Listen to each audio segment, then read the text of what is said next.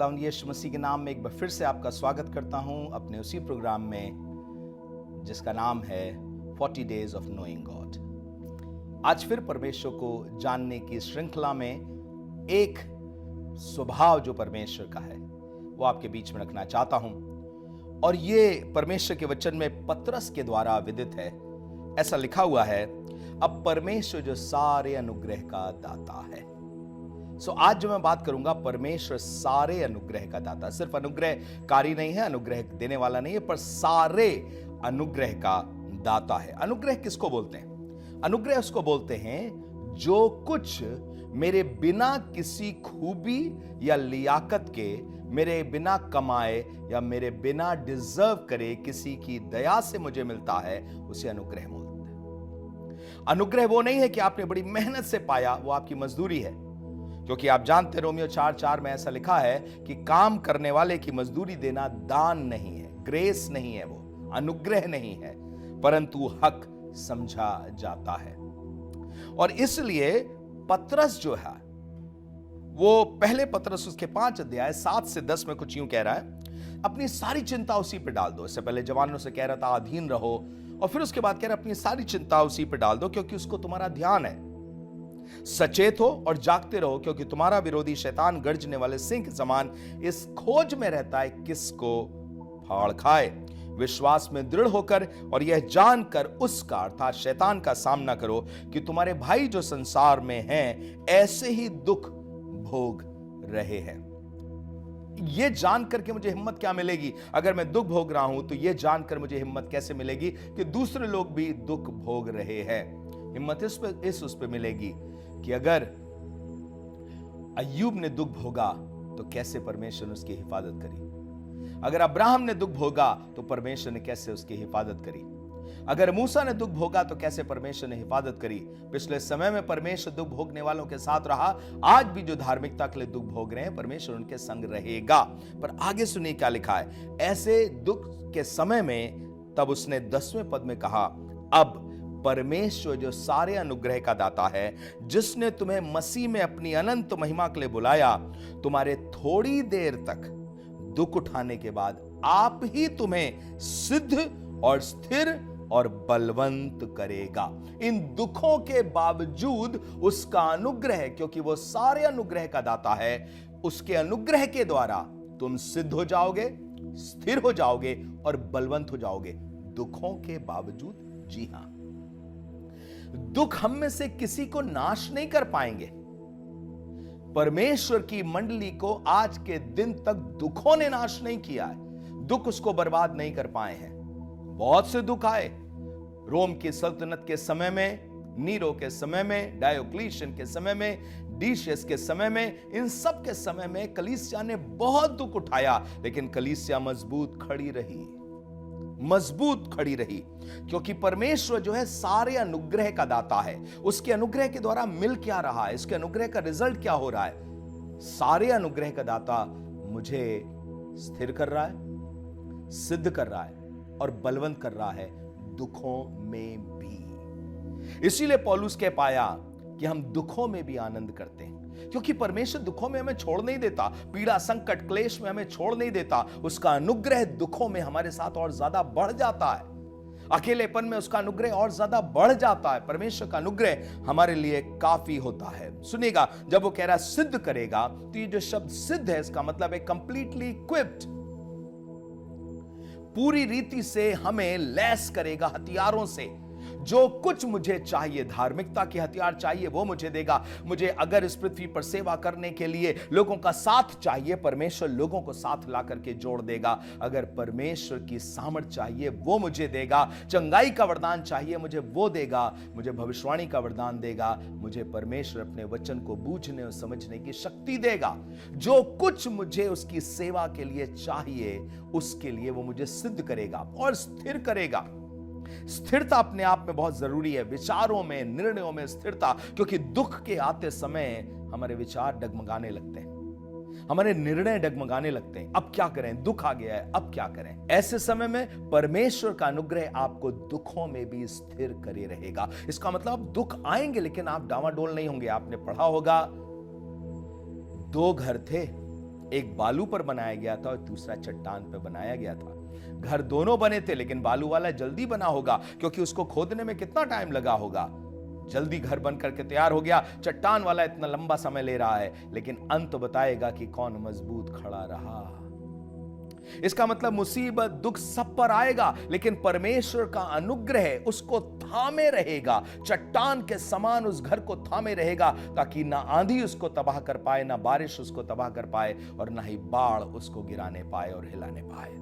परमेश्वर का अनुग्रह आपको भी थामे रहेगा। बस जैसा परमेश्वर ने आपके लिए ठाना और सोचा है, उसमें आप बने रहें, हिम्मत ना हारें। इसलिए लिखा है, अब परमेश्वर जो सारे अनुग्रह का दाता है, जिसने तुम्हें मसीह में अपनी अनंत महिमा के लिए बुलाया, थोड़ी देर तक दुख उठाने के बाद। इसका मतलब हो सकता है यह दुख थोड़ी देर तक रहे, और आपसे कहना मांगता हूं, कोई भी दुख सदा काल के लिए बना नहीं रहेगा। कोई भी सताव सदा काल के लिए बना नहीं रहेगा। संसार की परिस्थितियां आए दिन बदलती रहती हैं और सब कुछ बदलता है, इसलिए दुख का घड़ी भी थोड़े समय के बाद जाएगी। और लिखा है, जब ये दुख की घड़ी के समय में तुम विश्वास योग्य रह जाओगे, तो वो तुम्हें स्थिर करेगा, वो तुम्हें सिद्ध करेगा और तुम्हें बलवंत भी करेगा। अब एक चीज और आपको बताना मांगता हूं, यह सब प्रकार का अनुग्रह करता क्या है हमारे लिए, किस तरीके से काम करता है। दूसरा कुरिन्थियों के 9वें अध्याय उसके 8वें पद में, पूरा 9वां अध्याय जो इस बात के लिए था कि यरूशलेम की कलीसिया में धन भेजा जाना है, क्योंकि वहां अकाल पड़ा है और परमेश्वर के दासों को आवश्यकता है, इसलिए सब लोग कुछ कुछ इकट्ठा करो। मकिदुनिया की कलीसियाओं ने जो कर रहा है आज, उसकी गवाही देकर के पौलुस कह रहा है कि तुम भी दान करो। जब वो सोच रहे थे, परमेश्वर के वचन में पौलुस ने कुछ यूं लिखा, परमेश्वर सब प्रकार का अनुग्रह तुम्हें बहुतायत से दे सकता है, जिससे हर बात में और हर समय सब कुछ जो तुम्हें आवश्यक हो तुम्हारे पास रहे, और हर एक भले काम के लिए तुम्हारे पास बहुत कुछ हो। किस चीज के कारण? परमेश्वर जो सब प्रकार का अनुग्रह तुम्हें बहुतायत से दे सकता है। कितने प्रकार का? सब प्रकार का अनुग्रह। अगर आपको बल रूपी अनुग्रह चाहिए तो बल भी वो देगा। अगर आपको बुद्धि चाहिए, बुद्धि भी देगा। अगर आपको वरदान चाहिए, वरदान भी देगा।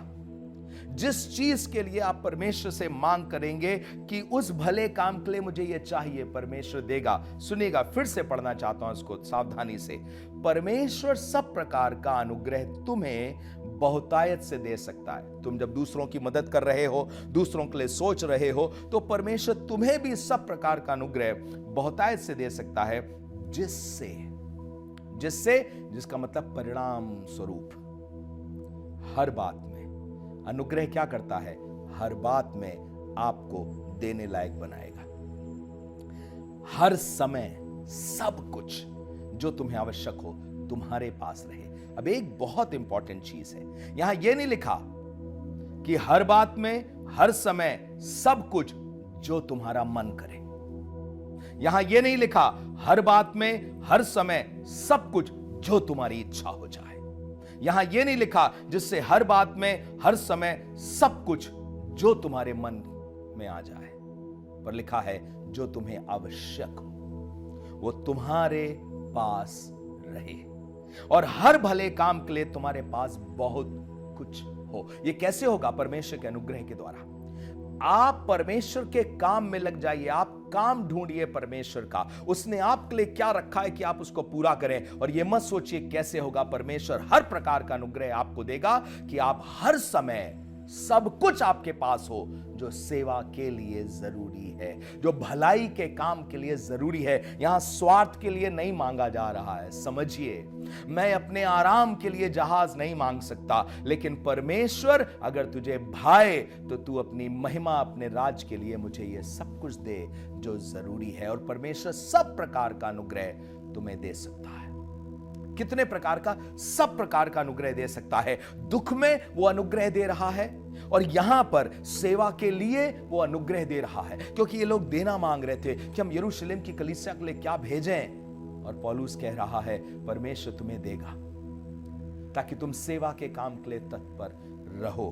अब एक बात आपको बताना चाहता हूं, दो एग्जाम्पल आपके बीच में रखना चाहता हूं कि परमेश्वर ने सब प्रकार का अनुग्रह दिया। मरियम कुंवारी थी और मरियम से आकर के स्वर्गदूत ने कहा परमेश्वर का अनुग्रह तुझ पर हुआ है।